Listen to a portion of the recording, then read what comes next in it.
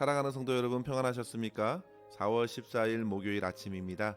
함께 찬송가 492장 잠시 세상에 내가 살면서 찬양하심으로 오늘의 말씀 시작하겠습니다.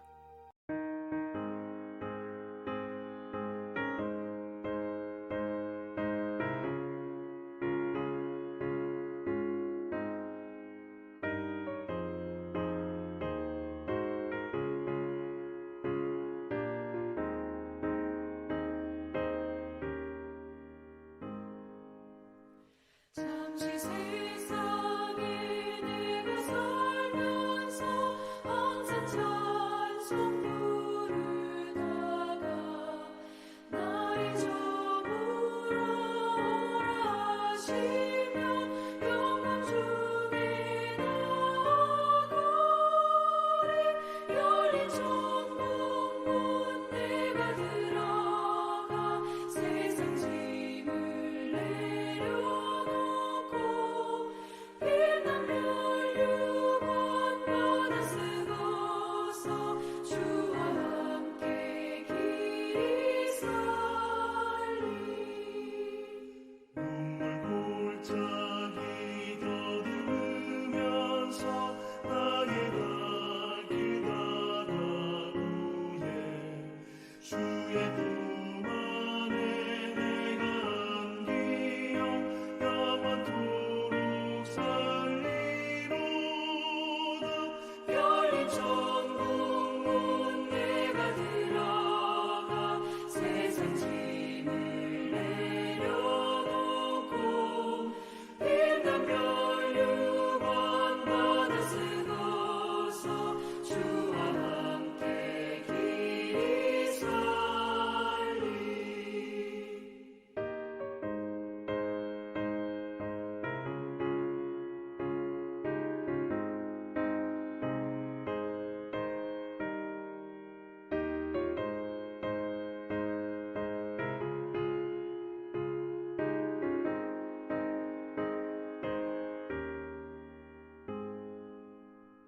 나의 가는 길 멀고 험하며 산은 높고 걸음 깊어 고난 나의 멈출 곳 없어도 복된 날이 밝아오리 열린 천국 문 내가 들어가 세상 짐을 내려놓고 빛난 멸류관 받아 쓰고서 주와 함께 길이 살리 한숨 가시고 죽음 없는 날 사모하며 기다리니 내가 그리던 주를 배울 때 나의 기쁨 넘치리라. 열린 천국 문 내가 들어가 세상 짐을 내려놓고 빛난 멸류관 받아 쓰고서 주와 함께 길이 살리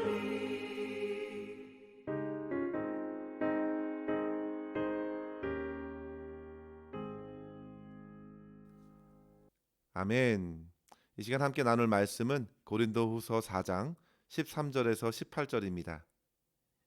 기록된 바 내가 믿었으므로 말하였다 한 것 같이 우리가 같은 믿음의 마음을 가졌으니 우리도 믿었으므로 또한 말하노라. 주 예수를 다시 살리신 이가 예수와 함께 우리도 다시 살리사 너희와 함께 그 앞에 서게 하실 줄을 아노라. 이는 모든 것이 너희를 위함이니 많은 사람의 감사로 말미암아 은혜가 더하여 넘쳐서 하나님께 영광을 돌리게 하려 함이라. 그러므로 우리가 낙심하지 아니하노니 우리의 겉사람은 낡아지나 우리의 속사람은 날로 새로워지도다. 우리가 잠시 받는 환난에 경한 것이 지극히 크고 영원한 영광에 중한 것을 우리에게 이루게 함이니 우리가 주목하는 것은 보이는 것이 아니요 보이지 않는 것이니 보이는 것은 잠깐이요 보이지 않는 것은 영원함이라. 아멘. 고린도후서 묵상을 시작하면서 저는 바울의 자기 변호 내용들을 많이 만날 수 있을 것이라 말씀드린 적이 있습니다. 오늘 말씀도 그와 같은 맥락에서 이해할 수 있겠습니다. 고린도 전서가 고린도 교회가 자체적으로 안고 있었던 문제들에 대한 바울의 목회적인 답을 준 것이라면, 고린도 후서는 바울의 인격과 그의 사도적인 권위, 그리고 그가 헌금을 거두는 것을 가지고 의문을 일으키면서 사도 바울을 겨냥했던 교회 내의 움직임을 향하여 바울은 하나씩 하나씩 대답해주고 있습니다.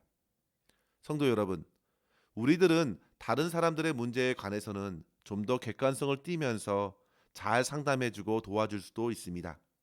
그런데 자기와 깊이 관련되어 있는 문제, 특히 본문의 사도 바울처럼 자기를 표적으로 삼고 도덕성이나 인격을 문제시할 때에는 스스로 대처하기가 참으로 어렵다는 것을 알게 됩니다. 그런데 성도 여러분, 사도 바울은 지혜롭게 답변하면서 오히려 그들의 입장을 뛰어넘는 복음의 놀라운 진리를 더욱 분명히 밝혀주고 있다는 사실입니다. 성도 여러분, 사탄이 얼마나 간교합니까? 고린도 교회에 하나님께서 많고 다양한 은사를 주셨는데 오히려 그것을 가지고 서로 경쟁하고 당을 나누면서 스스로 교회가 무너지게끔 그렇게 교회를 흔들었습니다. 그리고 이제 교회에 복음의 씨앗을 뿌리며 헌신했던 사도 바울을 공격하면서 그가 전했던 복음의 영광마저도 해치기 위해서 온갖 방법으로 바울을 모함하는 것입니다. 성도 여러분, 오늘날 교회의 리더를 공격해서 결국 교회에서 진행하는 모든 사역에 지장을 끼치는 경우가 적지 않습니다. 교회 내의 몇몇 중직자들을 어렵게 해서 교회와 복음을 회방하는 것입니다. 그래서 이러한 사실을 알고 교회 목회자와 리더들은 오해의 소지를 쌓지 않도록 처신을 잘해야 하겠습니다. 고린도전서 2장 11절에 보시면요, 바울은 사탄의 그러한 계책을 알지 못하는 바가 아니라 했습니다. 그만큼 바울은 하나님의 말씀을 어지럽게 하려는 사탄의 의도를 알고 있었고 그들을 향해서 분명한 메시지를 주고 있는 것입니다. 바로 사탄이 따라올 수 없는 것으로 대응하였는데요. 그것은 바로 진실한 양심, 그리고 주를 향한 믿음, 그리고 순수한 복음의 능력입니다. 거짓과 교만으로 가득한 사탄을 이길 힘은 거짓으로 가릴 것이 아니라 오직 진리를 따르고 겸손히 복음만 붙드는 믿음밖에 없습니다. 사탄은 사태를 혼잡하고 복잡하게 만듭니다. 그러면서 은근히 거짓을 심겨놓아 이간질을 하는 것이죠. 그리고 교만의 씨앗도 심고 부추겨서 오로지 눈에 보이는 것만을 문제 삼게 합니다. 그러나 성도 여러분, 바울은 그런 영적인 혼잡함에서 진리의 말씀, 진리의 영을 붙들었습니다. 또한 바울은 오직 겸손히 복음의 모든 믿음을 두었습니다. 우리가 지난 주일에 받은 말씀도 그러했지요. 세상을 이기는 승리는 이것이니 우리의 믿음이니라 했습니다. 오늘 본문에서도 바울은 그 믿음을 강조하고 있는 것입니다. 13절에 보시면 기록된 바 내가 믿었으므로 말하였다 한 것 같이 우리가 같은 믿음의 마음을 가졌으니 우리도 믿었으므로 또한 말하노라. 그가 이렇게까지 말하게 된 배경은 고린도 교회 사람들이 바울의 그 겉으로 드러난 초라한 행색, 고난받고 박해를 받는 약한 모습들, 그러니까 한마디로 볼품없이 보이는 것 때문이었습니다. 하나님을 믿는다 하면서 이 땅에서 웬만한 사람들보다 더더욱 삶의 형편이 좋지 않았고, 실제 그가 1장에서도 고백하기를 고난과 환난이 끊이지 않아서 이 땅에서 살 소망까지 끊어졌을 정도였으니 겉만 볼 줄 아는 사람들에게는 그에게서 어떠한 매력도 찾아볼 수 없었을 것입니다. 성도 여러분, 믿음의 삶을 살아가는 우리 또한 그와 같은 처지에 놓이면 낙심할 수도 있겠습니다. 수십 년간 예수님을 믿어왔는데 삶의 형편은 나아지지 않고 더욱 힘들고 삶에 눈물이 마를 날이 없는 자기 자신을 보면서 절망이 밀려올 수도 있습니다. 그러나 성도 여러분, 세상 사람들의 눈과 평가는 사실 아무것도 아닌 것이라 바울은 대처하고 있습니다. 바울은 4장 1절에서도 그리고 본문 16절에서도 반복해서 낙심하지 않는다고 강조합니다. 아무리 여러 낙심된 일을 만나도 낙심치 않는 바울의 고백을 보면서 우리는 이 아침 두 가지로 도전을 얻기를 바랍니다. 첫째로 성도 여러분, 드러난 겉사람보다 속사람을 키우는데 더욱 열정을 쏟아야겠습니다. 바울에게 다가오는 낙심케 하는 것들은 16절에 보시면 겉사람이 낡아지는 것, 특별히 나이를 들어가면서 오는 낙심이 있습니다. 둘째는 17절에 주변 상황에서 받는 환난 때문에 겪게 될 낙심이 있습니다. 그리고 18절에 보이는 것, 느끼는 것으로 채워지지 않는 것에서 오는 낙심이 있겠습니다. 성도 여러분, 우리가 겉으로 볼 때 건강하거나 부하거나 권세가 있거나 뭔가 세상적 영향을 많이 끼치는 사람들은 결코 낙심될 일이 없을 것 같아도 사실 그렇지 않습니다. 그 화려한 것들이 가릴 수 있는 데는 한계가 많습니다.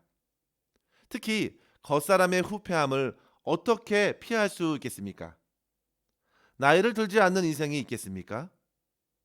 주름이 가고 머리가 휘어지고 허리가 굽어지며 이빨이 힘을 잃고 시력이 쇠하고 귀가 잘 들리지 않는 겉사람의 낡아짐을 피할 수 있는 인생은 없습니다. 지금 바울은 그런 자신을 정직하게 인정합니다. 겉사람은 낡아집니다. 그런데도 사람들은 이 사실을 알면서도 묻어두거나 자기 시선 밖으로 밀쳐넣습니다. 겉사람은 그렇게 시들해집니다. 그렇기 때문에 바울이 도전하는 것은 속사람을 새롭게 하는 것입니다. 성도 여러분, 하나님께서는 우리 인간을 영적인 존재로 만드셨습니다. 우리는 육체와 영혼으로 지어졌습니다. 육체는 나이 들면서 썩어집니다. 그러나 바울은 속사람은 날로 새롭다고 선포합니다. 여기서 속사람이란 그리스도 안에서 새롭게 된 자아를 말합니다. 새롭게 하시는 성령의 역사로 속사람이 변화되고 새롭게 되며 강건케 되는 것입니다. 모든 사람이 다 그렇게 되는 것이 아니라 생명 주시는 그리스도 예수 안에서 이루시는 것이죠. 겉사람의 후패함 가운데서도 성도들은 다릅니다. 겉모습의 낡아짐에 휩쓸리지 않고 오히려 속사람의 새롭고 강건함으로 충만케 됩니다. 이것입니다, 성도 여러분. 그리스도인들은 겉사람보다 속사람, 마음, 심령에 더욱 관심을 갖는 것입니다. 바울이 지금 자기의 외모, 자기의 상황, 자기의 겉모습을 가지고 논하는 사람들의 말들에 연연하지 않고 낙심하지 않는다고 말하는 것은 바로 그의 관심이 속사람에게 있기 때문입니다. 사랑하는 성도 여러분, 속사람의 새로움으로 살아가는 것은 단지 육체를 거부하는 것을 의미하지는 않습니다. 과거 플라톤과 같은 철학자들은 육체가 영적 성장을 제한한다고 보았는데요. 그래서 몸은 마치 감옥과도 같고 무덤과도 같은 것이고 영혼이 몸에 갇혀 있어서 몸의 죽음을 통해서만 그 영혼이 자유롭게 된다고 생각했습니다. 그러나 그것이 아닙니다. 영혼은 거룩하고 몸은 그렇지 않다고 단지 껍데기로 취급할 것이 아닙니다. 우리 영혼은 오직 육체의 죽음에서 자유롭게 되는 것이 아니라 오직 그리스도를 믿을 때 자유케 됩니다. 그래서 그리스도인들은 속사람의 생명력으로 육신을 거룩하게 다스리는 것입니다. 비록 우리의 육체가 시들고 낡아지더라도 낙심치 않고 속사람이 그리스도 안에서 새롭고 충만해져서 더욱 하나님을 닮아가고 변화되는 삶으로 살아내는 것입니다. 요한 웨슬리가 그의 85세의 일기장에 기록하기를 자신에게 나타나는 노쇠의 징후라고는 이전처럼 빨리 달릴 수 없는 것 하나뿐이라 했습니다. 체구는 시간이 지나며 왜소해졌지만 그의 심령은 주님의 생명으로 타올랐습니다. 성도 여러분, 노년기가 찾아올수록 어떻습니까? 젊었을 때에는 육체의 젊음을 의지하며 의욕 있게 살았습니다. 그러나 노년기에는 그런 것들을 기대할 수는 없습니다. 하지만 바울은 당시에 그의 나이 40대 후반에서 50대를 바라보는 이 시점에서 이 메시지를 전하며 선포합니다. 결코 겉모습의 낡아짐으로 마음까지 낙심할 이유가 없다는 것입니다. 오히려 우리의 심령은 성령으로 충만해질 수 있습니다. 성도 여러분, 그리스도인들에게는 은퇴가 없습니다. 세상 사람들이 은퇴 이후에 편안한 삶을 말하는데 오히려 그것이 영적인 큰 유혹일 수 있겠습니다. 마지막 주님의 품에 안길 때까지 믿음의 경주에 최선을 다해야 합니다. 마라톤을 한번 생각해 보십시오. 마지막에 경기장에 들어선 마라톤 선수가 스퍼트를 내는 것을 생각해 보십시오. 제실 라엘 성공의 주교는 열정적인 신앙인에 대해서 이렇게 말했습니다. 열정적 신앙인은 지독히도 한 가지밖에 모른다. 성실하고 열렬하고 타협할 줄 모르고 철저하고 전심으로 다하고 심령이 뜨겁다는 말 정도로는 그를 설명하기에 부족하다.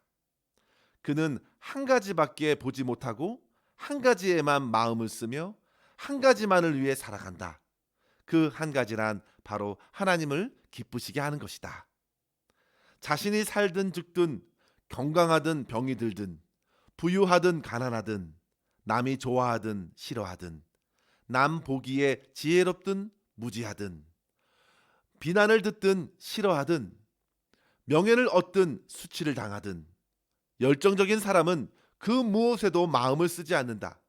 그는 한 가지만을 위해 불타오른다. 그 한 가지는 바로 하나님을 기쁘시게 하고 그분의 영광을 드러내는 것이다.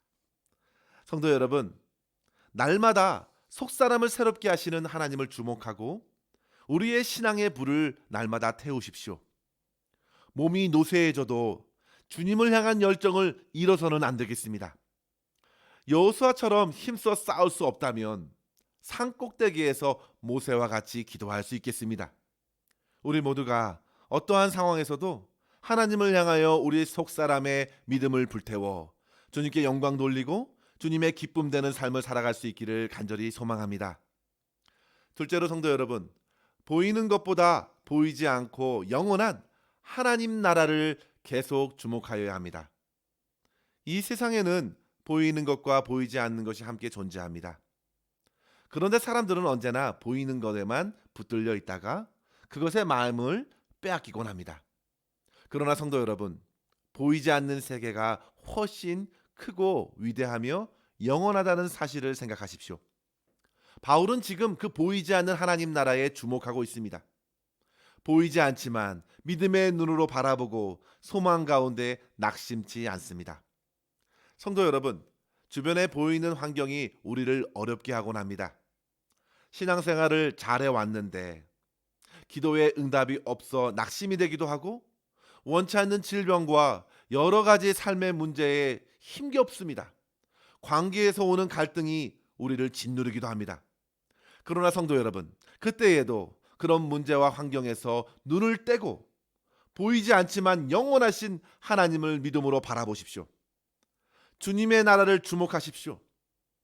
사도 바울은 그 하나님을 더욱 분명히 바라보고 그 나라에 소망을 두고 있기 때문에 낙심에 빠지지 않았습니다. 사랑하는 성도 여러분, 로마서 5장에서 성도들은 환난 중에도 즐거워하나니 환난은 인내를, 인내는 연단을, 연단은 소망을 이루는 줄 알미라 했습니다. 환난만 보면 거기에 매여 온갖 낙심과 절망과 좌절을 겪습니다. 그러나 영원하신 주님의 나라를 바라보면 결국 모든 소망을 이루시는 하나님 앞에서 다른 모든 것들은 아무것도 아니라는 사실을 곧 깨닫게 됩니다. 사랑하는 성도 여러분, 낙심케 하는 모든 시험과 방해와 유혹들 앞에서 언제나 선하게 역사하시는 하나님, 보이지 않지만 영원히 우리와 함께 하시는 주님을 믿음으로 끝까지 바라보시고 소망 가운데 승리하시길 주의 이름으로 간절히 축원합니다. 기도하겠습니다. 하나님 아버지, 감사합니다. 오늘도 주의 말씀으로 우리의 심령을 깨워주시니 감사합니다. 하나님 아버지, 이 땅에 보여지는 것들에 따라서 사람들은 평가하고 판단하려 하고 우리를 그렇게 세상 속으로 몰아가려고 하는데 이러한 수많은 유혹에서 우리의 심령을 지켜주시옵소서. 어떤 상황에서도 낙심하지 말고 보이는 것이 아니라 보이지 않는 영원하신 하나님 나라를 바라보고 오직 주님만을 의지하게 하여 주시옵소서. 나이가 들면서 우리의 겉사람이 후퇴하지만 우리의 속사람은 더욱 주님으로 인하여 충만케 하게 하시고 식지 않는 사랑과 열정으로 주님만 섬기게 하여 주시옵소서. 언제나 우리와 함께 하시는 하나님, 주님 생각하고 주님 의지하며 주님과 동행하게 하여 주시고 믿음의 눈으로 주님의 나라를 바라보며 주님의 백성으로서 오늘도 승리하며 살아갈 수 있도록 인도하여 주시옵소서. 오늘도 우리의 모든 삶을 주님께 의탁하옵고 우리 구주 예수님의 이름으로 간절히 기도하옵나이다. 아멘. 사랑하는 성도 여러분, 오늘도 성령 충만한 삶으로 승리하시길 바랍니다. 감사합니다.